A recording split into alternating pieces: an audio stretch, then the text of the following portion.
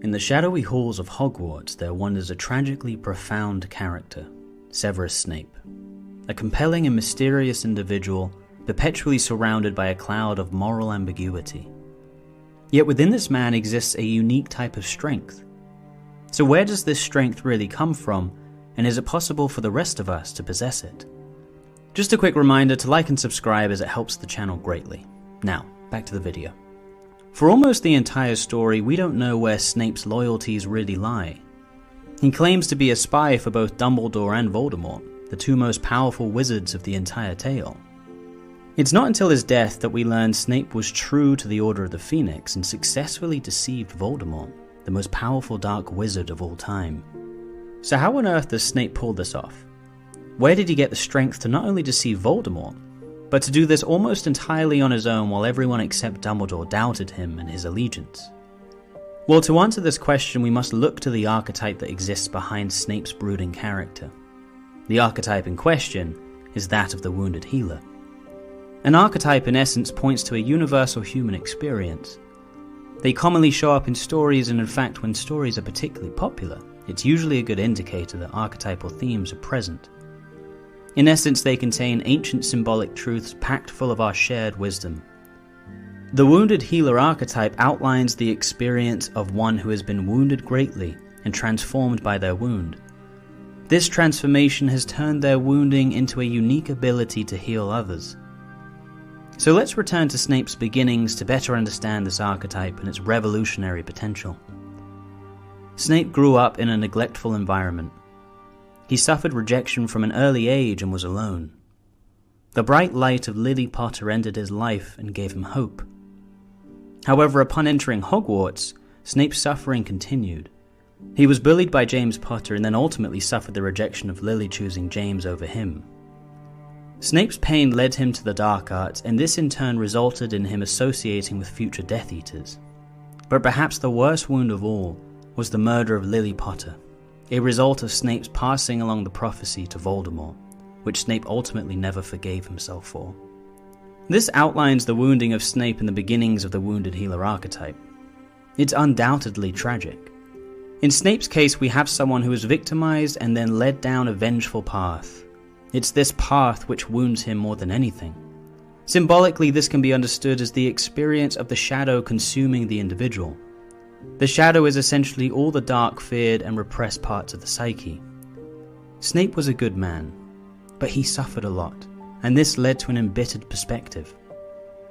It is no wonder that one would become embittered after being victimized, a potential we all share.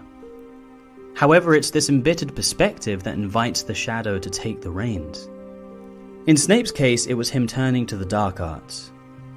This was his way of dealing with his pain and can be understood psychologically as him abandoning himself to his shadow side. It probably offered an alluring sense of power to compensate for his feelings of helplessness during his suffering. However, tragically, it was him turning to the dark arts that led to his worst wounding of all, Lily's death. So psychologically, this can be understood as the indulging of his shadow leading to his greatest suffering. You see, in many ways, Voldemort symbolizes the shadow in all its terrifying, uninhibited glory. Snape was allured by this because of his wounding, but it ended up in the most devastating blow. However, what Snape did from this point on is where he and the archetype of the wounded healer offer profound hope. You see, Snape was transformed by this experience. While he had given way to the shadow and been deeply harmed by it, he was also now deeply acquainted with it. He understood better than most how it worked and just how destructive it could be. Psychologically speaking, therefore, Snape learned to integrate his shadow, or the repressed and dark parts of the psyche, and regained control of himself, instead of letting the shadow take control of him. The integration of the shadow is an essential part of the wounded healer archetype. This meant that Snape could access his shadow enough to deceive Voldemort without losing himself to it. You see, it's the degree to which Snape was touched by the shadow that allowed him to traverse it so skillfully. So much so that he was able to trick the most unbridled form of the shadow, Voldemort. In the end, it was this very ability that allowed him to play a critical role in taking down Voldemort.